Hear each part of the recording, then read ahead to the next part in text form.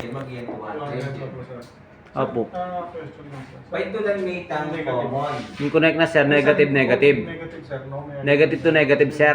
Positive yung C. At yun yung formula P. Negative to positive common. Kada pin po, sir. Ganun ba? Tapos negative, positive to negative. negative. Wala rin yan. Paano ba yan? Tanong natin ngayon. 2, Apo. 3. Halimbawa, Opo. ikit may kinikilalam siya pinikommon. Meaning. Apo, herbs. Ay, ita, sir. Si ita, sir. Wow. Saan mo nakikita yung negative yan, sir? Sabi niya. Automatic ito siya pinikommon mo. Ako. Automatic copy negative, sir. Common to common, yan na, sir. Huwag common to common. Negative to Saan negative. ito mo po, wire? Ito, common to common. Pag si series. Tapos salamat, sir. Common to common. Type lang. Sir, Sir, common talaga yun. yan. Ito positive pa. Ay, basta ko. Pandalawa. Ha? Pandalawa. Ay, sira rin yun. Ay, isang balit ang positive ulit na yung kalabit. Hospital siya. Okay, mabilisan ha. So, testing procedure sa transformer, pwede tayo mag-check ng transformer, pwede siya sa resistance checking, pwede rin siya sa voltage checking. So, ipinapakita dito sa drawing ko na kung saan i-check natin yung isang buong power transformer sa dalawang testing procedure. Una yung tinatawag natin primary checking, pangalawa yung tinatawag natin secondary checking. So, si primary checking, gagamit tayo ng multi-tester, ika-calibrate natin sa time is 1, at magkakaroon siya ng deflection, sabi niya, pointer deflect at high resistance or high reading.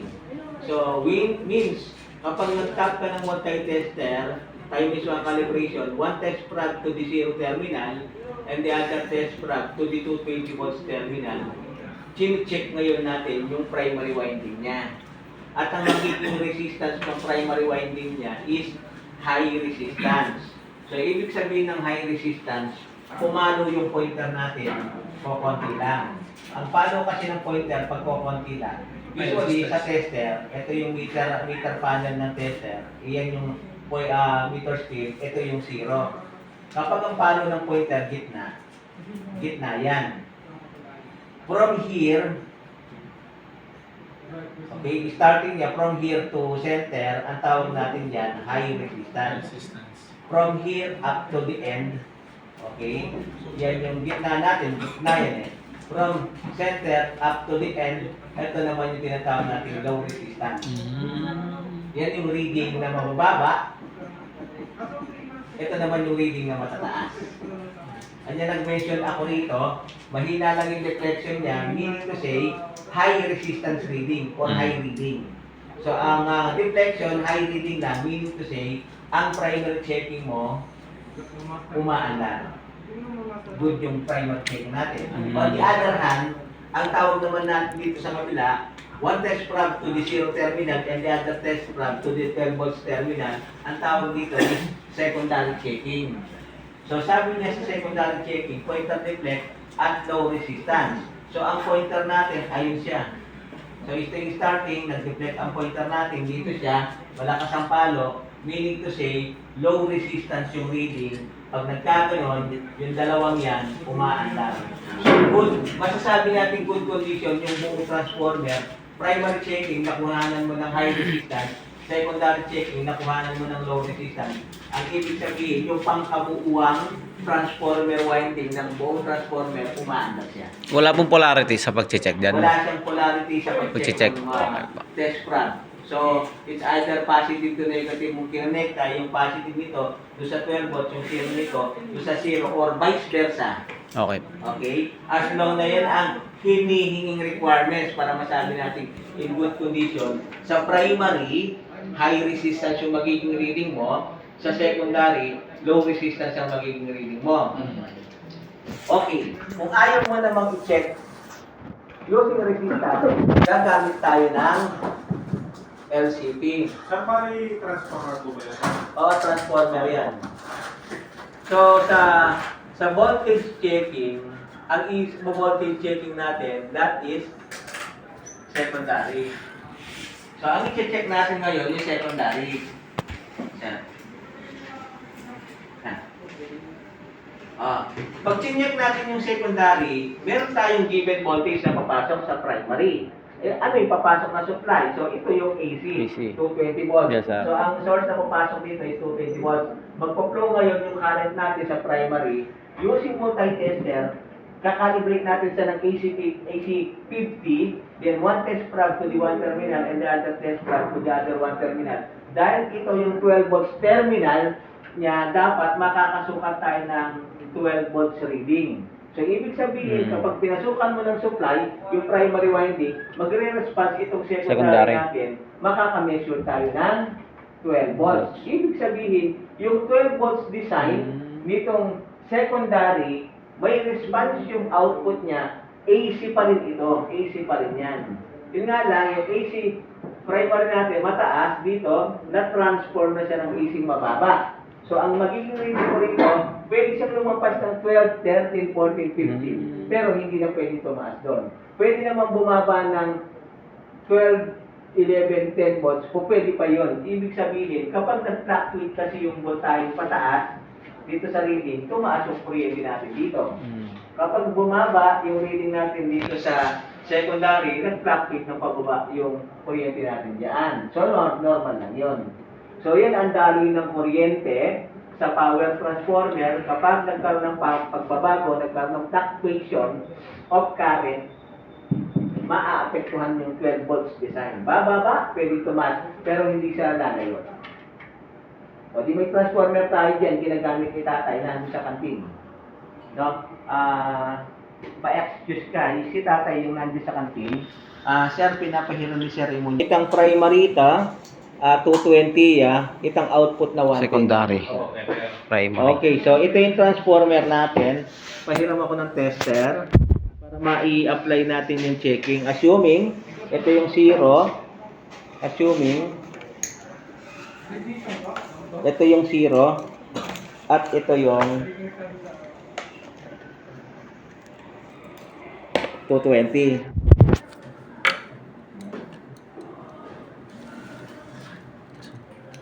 So, ito? Ito siya, oh. Time is 1, right? Hahawakan ko yung dalawang linya. Ayun siya. So, 0 yung isa, 220 terminal yung isa.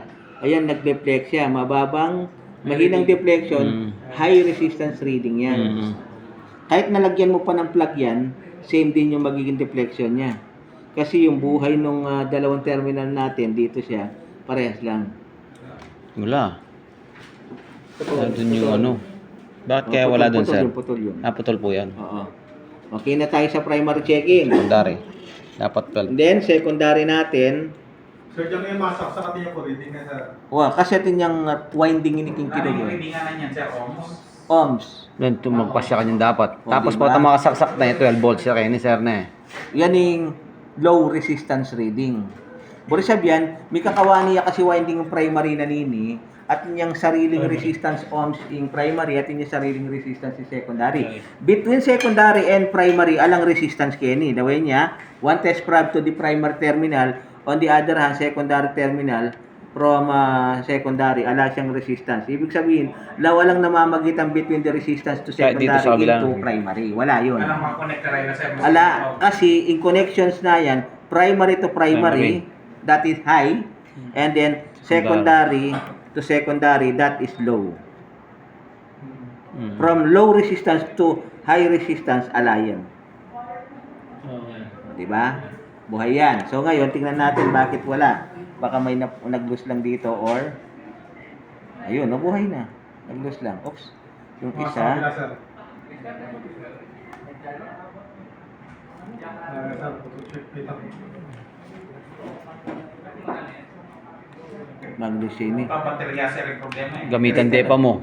Sir, pag sinabing winding, ano yan po ka, sir? Burisab na. Ikot ng... Okay, sir. Number of turns.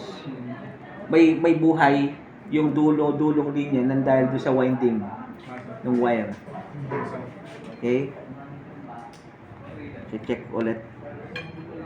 Mukhang matagal na panahon na hindi nagagamit to tumitigas na yung wire. Pag ang isang gamit, lalong-lalo na tester, test probe, matigas na yung mga wire niya, matagal nang hindi nagagamit yan. Kasi kung madalas ginagamit yan, malagi malambot ito.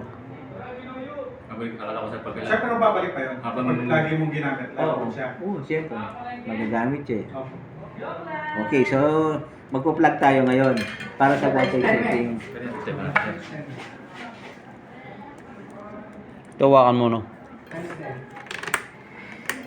Sir, kailangan yung tape, sir. Kainin natin eh. Diyan yung tape. Ayan, AC na eh. Sir. Extension na. Mag-extension tana mo para apatit kaya kayong voltage. Extension, pre.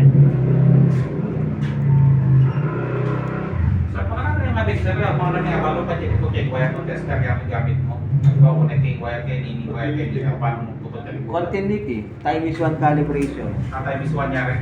Basta makikita mo sir, time is 1 niya mo palagi siya. Wow. Che-check mo itang BNN nung mabing linya mo at putot siya. So, So, share nito sir ni ohms. okay. Kapag nagsukat kayo ng 12 volts secondary, Tala yung sulu, pare ko. yan. Yan. Sige, pare. Tine. May saksakan mo. Mabis. O wala eh, baglus yan. Oh, malwalas siya po, sir. Yan. Yan. Sasa ko na, sir. Sige. Are you ready? Yan, kayo. Pwede mong hawakan to. Hmm? Hindi naman ako nakukuryente. Meron ba kayo nakikita ang pagbabago sa mukha ko? Pag nakukuryente ako, nangingiwi ako. So, since bakit walang kuryente yan? Kasi wala Unang-una, sila connection. properly insulated yung katawan ko sa simento para ako nakasapatos. Pero kapag wala ka sapatos, nakatapak ka lang from your foot to ground, so makakaramdam ka ng kuryente. May magpo-flow na current doon. Eh, no? Masakit siya. Mga 12 volts lang, pero nakikiliti ka. No? So, okay lang yan. Bakit hindi tayo nakukuryente? Sir, nararamdaman po niya. Wala. Okay, sir. Okay. So, patunay lang na walang kaya nung katawan natin, yung resistance natin, yung kuryente kasi mababa lang. Dapat 12 volts siya sa So, AC. 12 volts ito ah. 12. Adi Hindi nakaset sa makaset na eh. Sa 50, tama. Naka 50. Eh, baka may naglulus. Galaw-galawin mo nga yan. Sir, po ito yung... Yung Magnus siya, pinsaksakan eh. Galaw-galawin mo kanya. Sige. Yung po bisang mag-read natin, sir. Yan. O yan. O 12 yan pa dapat. kanyan. 10, 11, 12. 12 volts na kanya sir. 12 volts sa kanya. Naita. O Then- bakit may? Picture niya. Picture ni sir. Mamicture kay baka ni Taakit eh. Watang bilangan me. Ay, ito, sir, na hindi na, sir, na O, between 10. O, 10. between Oh. 10, 11, 12. Picture niya baka nito. Malabo na yung... 10, 11, 12. Mag 13 na yun eh. Bakit nagte-13? Segundo lang ang nangyayari. Bakit nagte-13? Kasi sa mga oras na to, kanya nagte-13 yan, tumataas po yung kuryente. Hmm. Naglulos yan. Yung plug niya naglulos. Ito, meron ako dito, sir. Gusto nyo gamitin? Alin? Ito, saksakan dito, bro. Yan. Yung okay. Ito, bro. Okay. Hindi itong plug po ito yung naglulos. Hmm. O kahit baligtarin ko yan, o babaligtarin ko ha, may supply pa rin yan na ma-measure kasi walang polarity. O, walang polarity itong secondary ng transformer. Yung primary sir, niya. Between primary and secondary, wala siyang polarity kasi ang daloy ng kuryente, alternating current. Hmm. Labas-pasok lang yung kuryente, alternate. AC. Sa dalawang linya nag-alternate.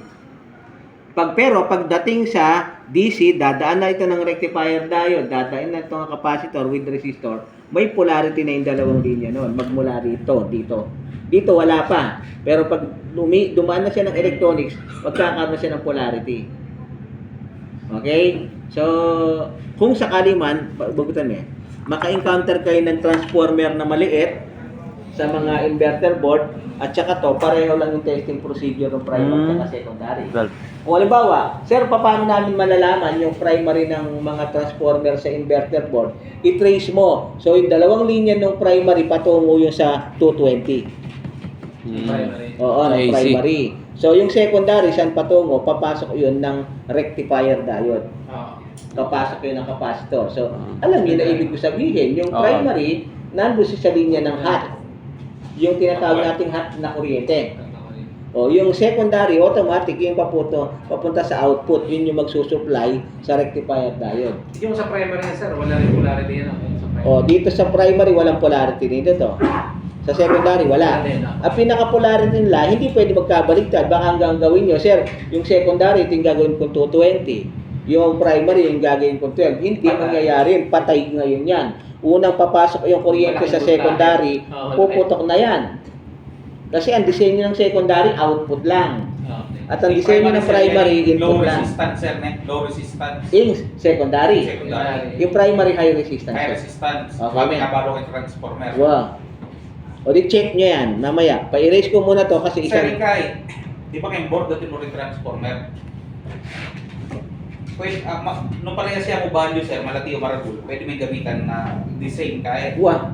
Kaya maragulya, kaya malatiya, yung transformer. Safety, alam mo nang ilihis, alam mo nang gawin para hindi siya madisgrasya. Yun yung mga professional moves. Pero mga pag beginner technician, dapat talagang with the supervising of supervisor, baka nita yung magkaranti.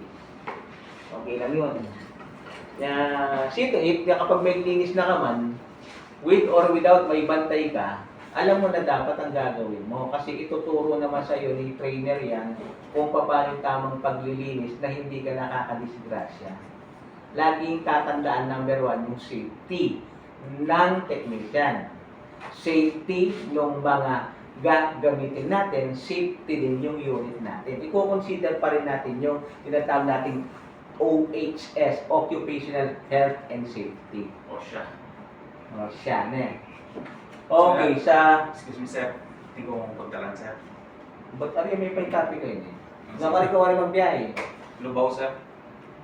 Makano yun. O, sir. Isa lang muna. O, sana, sir. Yun, ari ako yun. O, sige, sir. Sa diode, in good condition checking, i-check natin si isang diode.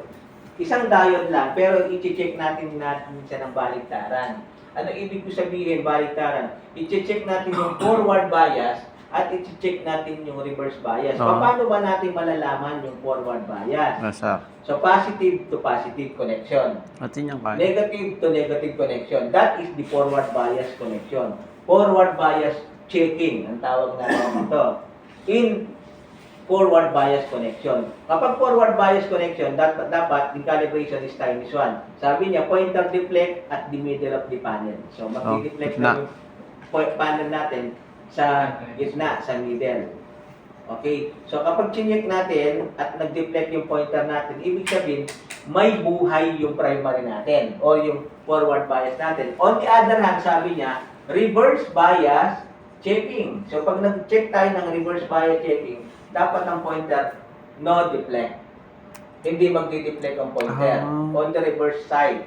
Walang So, gagalaw. ang buhay ni diode, on the positive side of forward bias, doon lang siya may reading, doon lang siya may resistance. On the other hand, reverse side or reverse connection, wala siyang buhay. So, ngayon, paano ko maipapakita sa inyo? Bigyan niyo ako ng diode.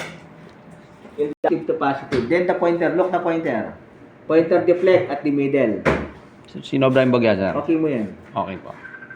On the reverse connection, babalik tayo ko, Nothing happen. positive, negative, negative, positive. Look at the pointer. Nothing happen, sir. Nothing happen or no deflection. Meaning to say, yung diode ni mamandarya. Kapag nagkaroon ng resistance on the reverse side ng diode, sira yan. Shorted yan yan. So, ipamag-check ka yan, kita mo yung forward bias natin yung BA. May buhay siya on the positive side. On the reverse side, wala.